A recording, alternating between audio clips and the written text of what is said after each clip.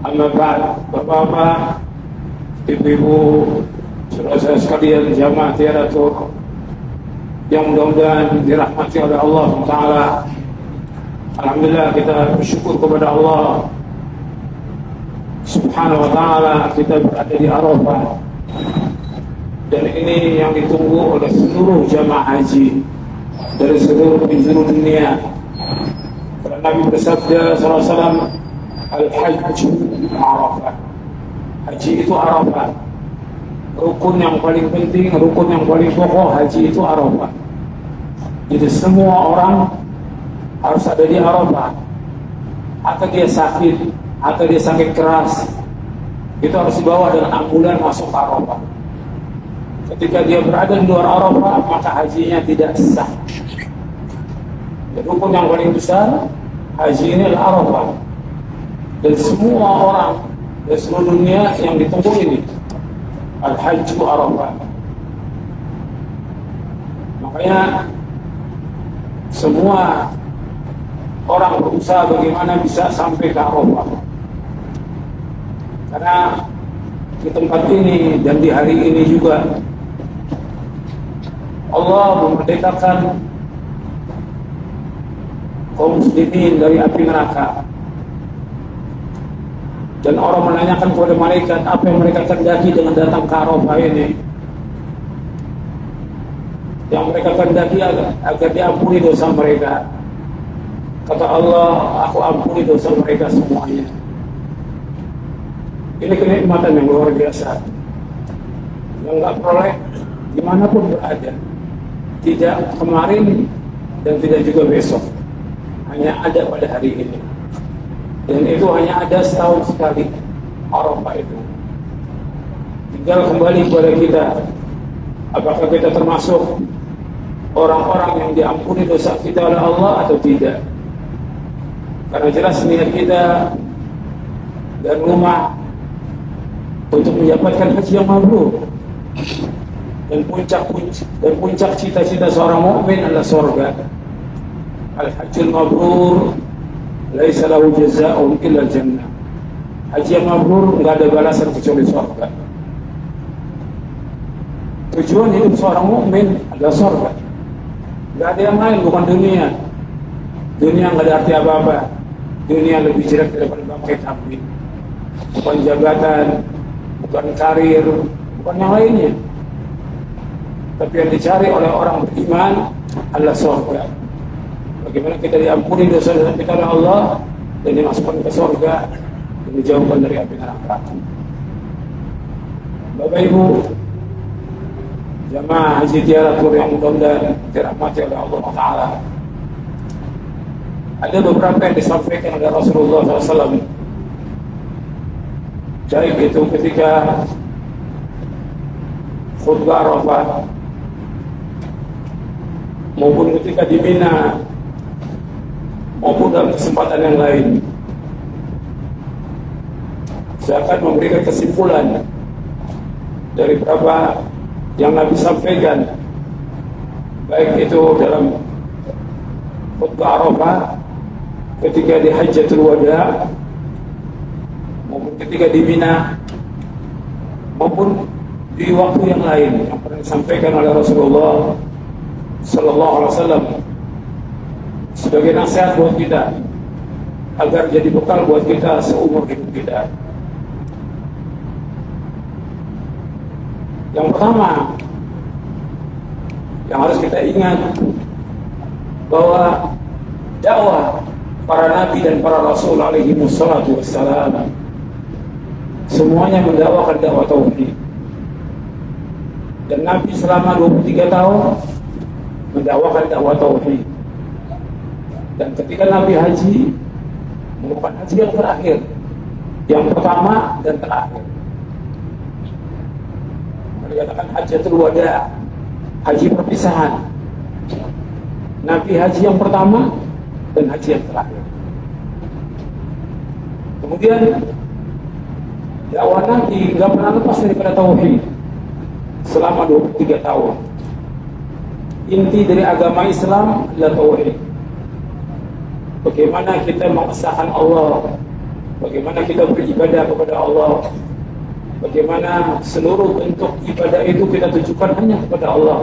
Qul inna salati wa nusuki wa mahyaya wa mamati lillahi rabbil alamin la syarika lahu wa bidzalika umirtu wa ana awwalul muslimin. Sesungguhnya salatku, ibadahku, hidupku dan matiku karena Allah Rabbul Alamin. Tidak ada sekutu bagi Allah, demikian aku perintah untuk yang pertama Islam. Jadi yang pertama adalah tauhid. Makanya nggak boleh ada perbuatan syirik. Allah nggak akan ridho kalau ada orang yang berbuat syirik. Karena seluruh langit dan bumi ini milik Allah. Semua milik Allah. Maka ketika kita mengucapkan talbiyah, labbaik Allahumma labbaik, labbaik la syarika laka labbaik, innal hamda wan ni'mata laka wal mulk la syarika lak. Aku penuhi panggilanmu ya Allah. Aku penuhi panggilanmu ya Allah. Sesungguhnya seluruh pujian, seluruh nikmat, seluruh kerajaan hanya milik Engkau ya Allah. Tidak ada sekutu bagi Engkau ya Allah. Aku penuhi panggilanmu. Seluruh milik Allah. Tidak ada satupun makhluk yang memiliki andil dalam penciptaan langit dan bumi dan penciptaan seluruh makhluk ini. Makanya kita wajib menunjukkan ibadah itu kepada Allah. Maka Allah berfirman, "Wa ma khalaqtul jinna wal insa illa liya'budun, ma uridu minhum min rizqin wa ma uridu an yut'imun, inna Allaha huwar razzaqu dzul quwwatil matin." Tidak aku ciptakan jin dan manusia maka beribadah kepadaku. Aku tidak minta rezeki dari mereka, aku tidak minta makan. Allah yang terus menerus memberikan rezeki, dan Allah yang terus menerus memberikan, Allah yang maha kuat. Jadi Bapak Ibu sekalian, perhatikan bahwa kita diciptakan oleh Allah untuk ibadah. Tujuan pokok ibadah adalah tauhid, menjauhkan segala macam perbuatan syirik. Kalau kita lihat di Indonesia dan negeri-negeri yang lain, itu masih banyak kesyirikan. Orang masih banyak menyebutkan Allah. Ini perbuatan yang Allah nggak ridho, dan Allah sangat murka. Ancamannya berat. Allah nggak akan ampuni dosanya, dan Allah haramkan bagi mereka surga. Perhatikan itu, bahwa Allah nggak ridho kalau ada orang berbuat syirik. Di Indonesia masih banyak orang datang ke kubur-kubur wali, ke kubur-kubur kiai, kemudian minta di sana, berdoa kepada mereka, minta kesembuhan, minta jodoh, minta rezeki, minta yang lain. Datang juga ke dukun-dukun dan yang lainnya. Ini semua perbuatan syirkun akbar, syirik yang paling besar yang Allah nggak ridho. Allah sudah mengancam dalam Al-Quran, Inna Allah la yaghfiru an yushraka bihi wa yaghfiru ma duna dzalika liman yasha. Wa may yushrik billahi faqad iftara itsman 'azima. Sungguhnya Allah tidak akan mengampuni dosa berbuat syirik, dan Allah mengampuni dosa selain itu bagi siapa yang Allah kehendaki. Barang siapa yang berbuat syirik, maka sungguh dia telah berbuat dosa besar yang paling besar. Ya, orang berbuat syirik, dia melakukan dosa besar yang paling besar. Dan Allah menyebutkan lagi dalam surah Al-Ma'idah, tadi dalam surah An-Nisa ayat 48, dalam surah Al-Ma'idah ayat 72 Allah berfirman, "Innahu may yusyrik billahi faqad harrama Allahu 'alaihi al-jannah wa ma'wahu an-nar wa ma lidh-dhalimin min ansar." Sesungguhnya orang berbuat syirik diharamkan baginya surga, tempat tinggalnya neraka, dan neraka saja yang tempat kembali. Jika orang berbuat syirik, neraka. Masih banyak. Kita wajib ingatkan diri kita, istri kita, anak kita, keluarga kita, orang tua kita, jangan sampai mereka datang ke tempat syirik. Jangan sampai ikut-ikutan datang ziarah ke kubur-kubur wali. Ini perbuatan syirik. Ziarah kubur boleh, tapi ziarah dengan niat untuk meminta sesuatu, mengharapkan berkah dari kuburan itu nggak boleh. Atau kuburan Nabi Muhammad SAW nggak boleh. dengan niat mencari berkah, nggak boleh. Nggak ada satupun kuburan di muka yang mengandung berkah, tidak ada. Niat kita ke Madinah untuk sholat di Masjid Nabawi. Cuma kan ada kuburan Nabi di situ, kita sekalian ziarah. Tapi sengaja niat ziarah ke kubur Nabi tidak boleh dalam Islam. Itu kubur Nabi, apalagi kubur yang lain selain Nabi SAW. Di Indonesia masih banyak berbis-bis, sampai 50 bis, 100-an bis itu ziarah ke kubur wali. Ini perbuatan syirik. Kita setelah pulang dari haji ini jangan sampai lagi berbuat demikian. Yang dulu kita wajib taubat. Ingatkan semua keluarga kita, jangan sampai berbuat syirik lagi. Ini tauhid, lawannya adalah syirik. Dan ini harus kita tumbuhkan dalam diri kita. Kepada istri kita, anak kita. Makanya wasiat Luqman kepada anaknya, ya bunayya la tusyrik billah inna syirka la-zulmun 'adzim. Wahai anakku, jangan berbuat syirik. Syirik itu kezaliman yang amat besar. Tidak ada kezaliman yang paling besar bukan syirik.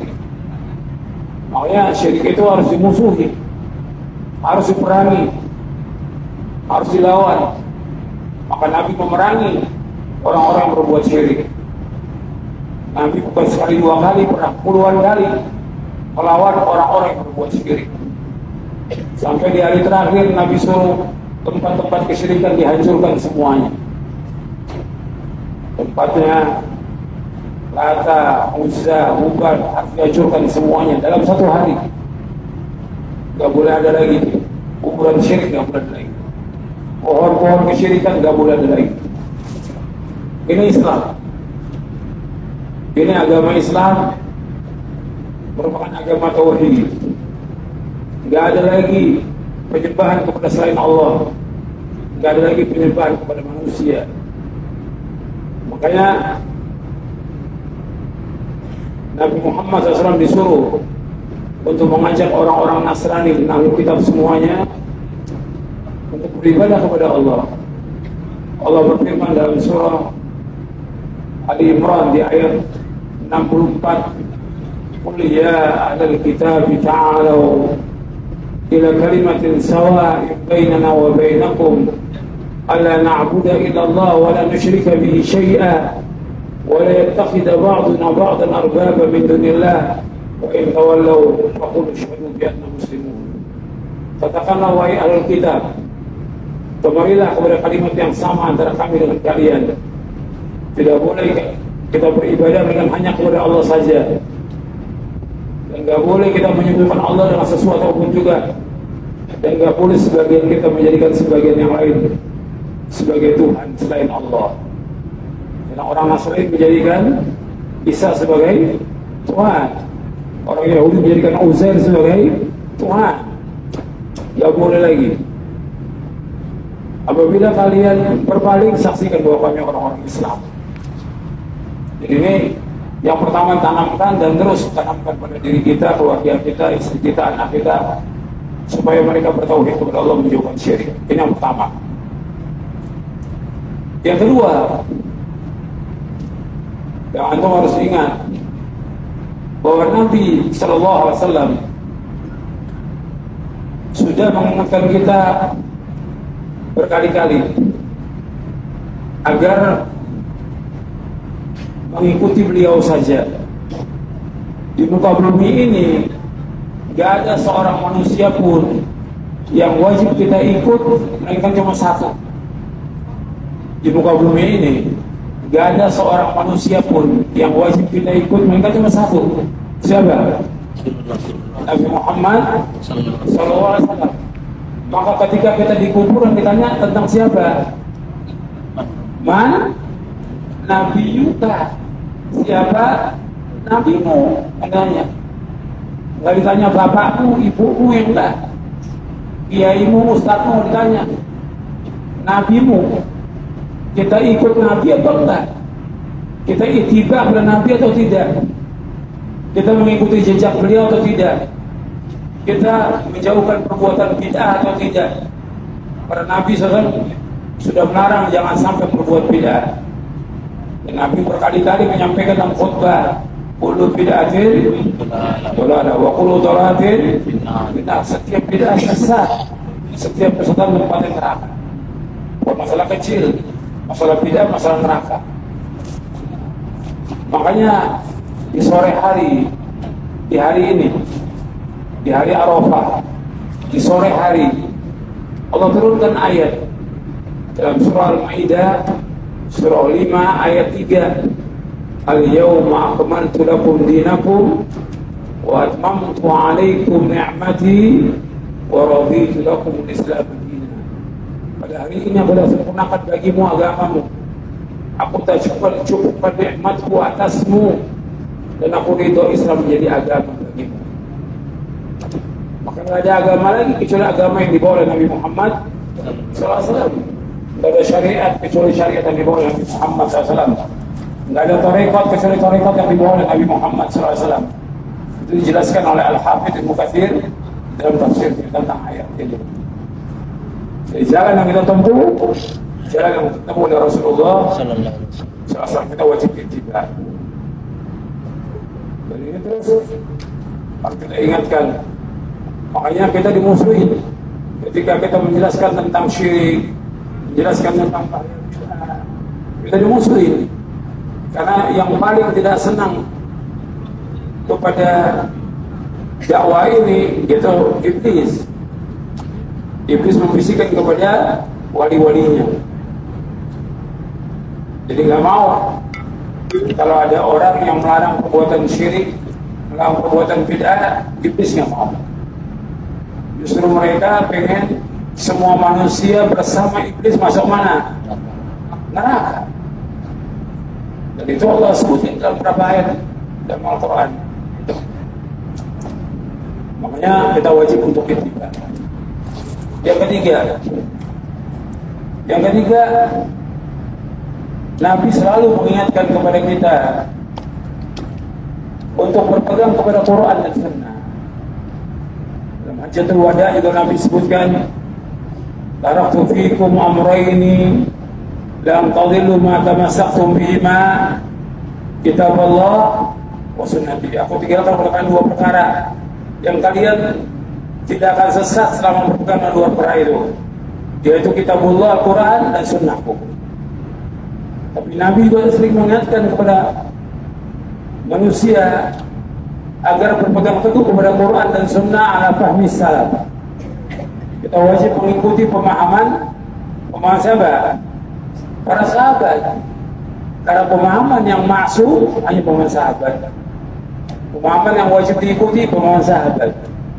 Maka kita wajib mengikuti Al-Quran wa sunnah ala fahmi salaf. Ayat-ayatnya banyak dalam Al-Quran, hadisnya banyak, asarnya juga banyak. Disuruh kita mengikuti Quran dan sunnah ala fahmi salaf. Itu jalan selamat. Kalau kita mau selamat dari firqah-firqah yang sesat,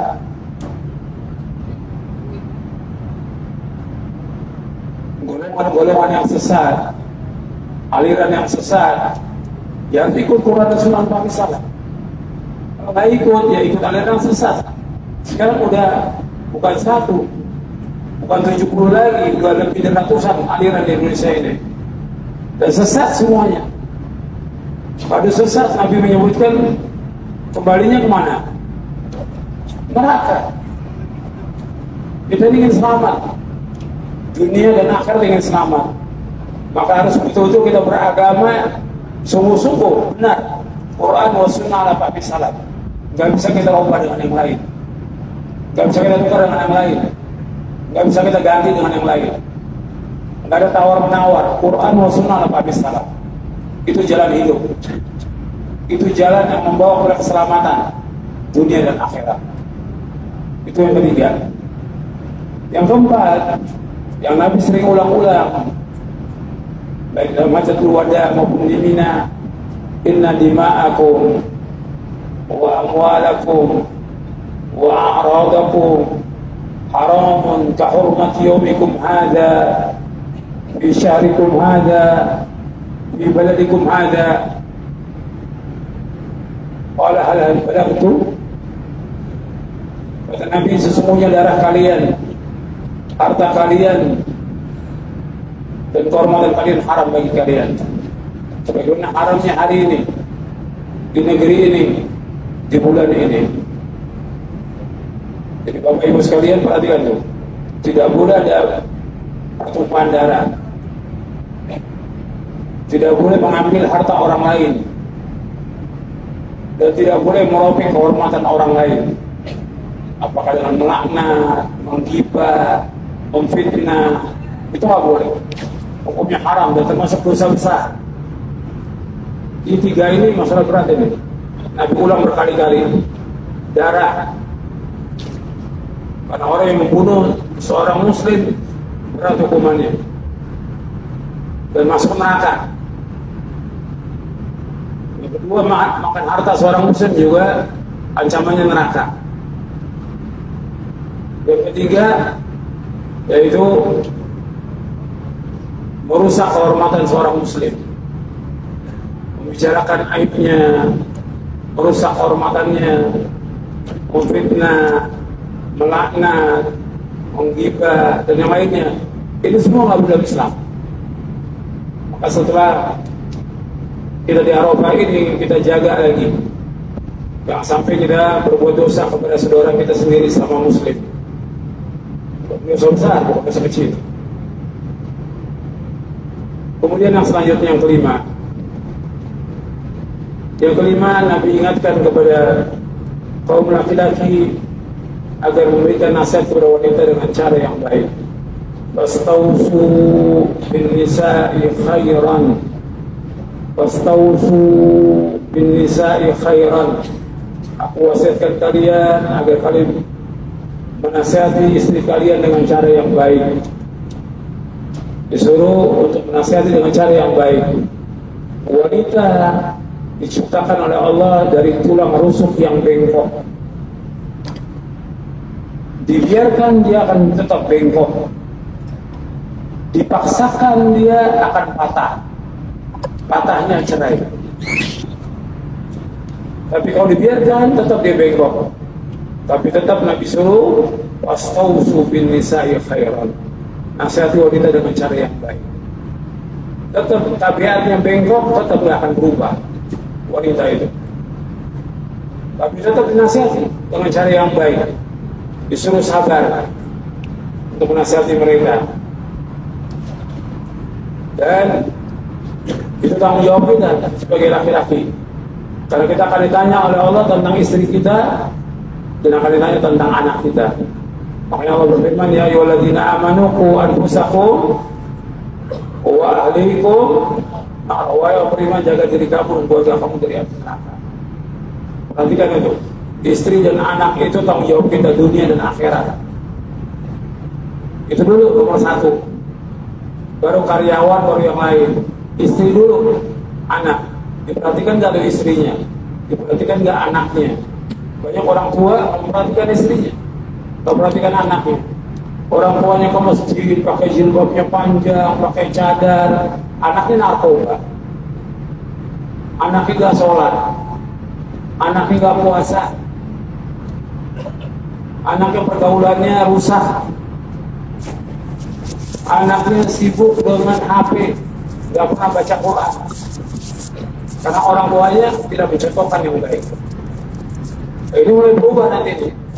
Setelah pulang dari Arafah ini harus berubah. Tanggung jawab kita berat di hari kiamat.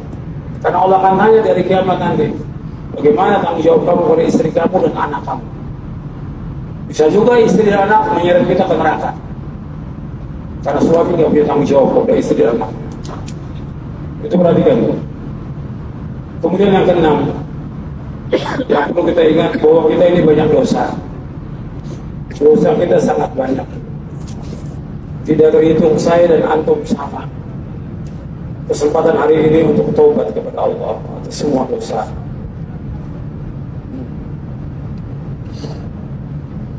Diingat satu persatu. Dari mulai syirik kepada Allah, durhaka pada orang tua, berkata zur, berkata dusta, minum khamar, meninggalkan sholat, tidak pakai jilbab, melawan orang tua, durhaka pada suami, dan yang lainnya. Itu ingat satu persatu dosa-dosa itu, agar hari ini kita minta ampun kepada Allah, agar kita keluar dari Arafah ini dalam kondisi dosa kita sudah diampuni oleh Allah Subhanahu wa Ta'ala. Kita minta kepada Allah, sebutkan semua dosa kita menangis atas semua dosa kita, dan minta ampun kepada Allah. Bahwa kita ini hamba Allah yang banyak dosa, karena kalau kita kotor, banyak dosa, nggak diterima oleh Allah di kiamat. Allah berfirman, "Yauma la yanfa'u malun wa la banun illa man atallaha biqalbin salim." Pada hari yang tidak bermanfaat harta dan anak kecuali orang yang datang kepada Allah dengan hati yang selamat, hati yang bersih dari dosa, hati yang bersih dari syirik, hati yang bersih dari bid'ah, hati yang bersih dari perbuatan dosa dan maksiat. Itu Allah sebutkan dalam surah Asy-Syu'ara. Maka kita berusaha hari ini minta ampun kepada Allah, agar Allah mengampuni semua dosa-dosa kita. Yang terakhir, yang perlu saya ingatkan kepada Bapak Ibu sekalian, bahwa perjalanan kita ini masih panjang. Kita nggak tahu umur kita, apa hari ini, apa besok, apa lusa, apa tahun depan, kita nggak tahu umur kita. Tapi perjalanan masih panjang. Kita wajib untuk bertakwa kepada Allah, bertakwa kepada Allah. Terus iringi takwa itu dalam kehidupan kita. Makanya ketika haji itu Allah berfirman, "Wa tazawwadu fa inna khairaz zadi taqwa." Berbekallah kalian, karena bekal yang paling baik adalah takwa. Bukan uang, bukan dolar, bukan real, bukan makanan, tapi bagaimana ketakwaan kita kepada Allah, agar kita tidak melanggar syariat, agar kita tidak melawan Allah, agar kita taat sami'na wa ata'na kepada Allah Taala dan kepada Rasulnya. Jauhkan semua larangan-larangan Allah, takwa kepada Allah di mana saja kita berada. Maka Nabi berpesan kepada sahabat, ingat pesan ini, cuma 3 pesan ini: ittaqillaha haitsu ma kunta wa atbi sayyi'atal hasanata tamhuha wa khaliqin nasa bi khuluqin hasan. Bertakwalah kamu kepada Allah di mana saja kamu berada, di Arafah, di Mekah, di Madinah, di negeri kafir. Takwa kepada Allah. Allah melihat kita dan Allah bersama kita. Jangan melanggar syariat, jangan tinggalkan kewajiban. Takwa kepada Allah. Yang kedua, iringi perbuatan yang jelek dengan perbuatan yang baik. Misalnya perbuatan yang baik akan menghapuskan perbuatan yang jelek. Dosa-dosa kita iringi dengan perbuatan yang baik, dengan berzikir, beristighfar, dengan sedekah, dengan berbuat-buat kebaikan. Yang ketiga, wa khaliqin nasa bi khuluqin hasan. Bergaulah kepada manusia dengan akhlak yang mulia. Kita bergaul dengan akhlak, senyum, ketemu orang itu senyum, negur, salam kepada siapa aja. Dia jamaah haji kita, bukan jamaah haji kita. Dia teman kita, bukan teman kita, selama dia muslim. Disuruh wa khaliqin nasa bi khuluqin hasan. Bergaul dengan manusia dengan akhlak yang mulia. Nah, ini jaga adab ini. Karena ini hilang sudah di tengah-tengah kaum muslimin. Kadang-kadang yang ngaji hanya senyum pada yang ngaji aja. Yang pakai cadar hanya pakai cadar aja. Padahal kita harus bergaul dengan semua manusia dengan akhlak yang mulia. Karena akhlak ini paling berat timbangan yang kita dari kiamat. Saya pikir cukup sampai di sini. Mudah-mudahan bermanfaat dan bisa kita amalkan. Mudah-mudahan Allah mengampuni dosa-dosa kita. Mudah-mudahan Allah menjadikan haji kita haji yang mabrur. Dan habis ini kita sholat zuhur 2 rakaat. Setelah itu qomat lagi sholat asar 2 rakaat di jamaah takdim. Mudah-mudahan apa yang saya sampaikan bermanfaat dan kita amalkan. Wassalamualaikum Muhammadin sallallahu alaihi wa sallam. Subhanakallah bihamdik, asyhadu an la ilaha illa anta astaghfiruka wa atubu ilaik. Assalamualaikum warahmatullahi warahmatullahi wabarakatuh.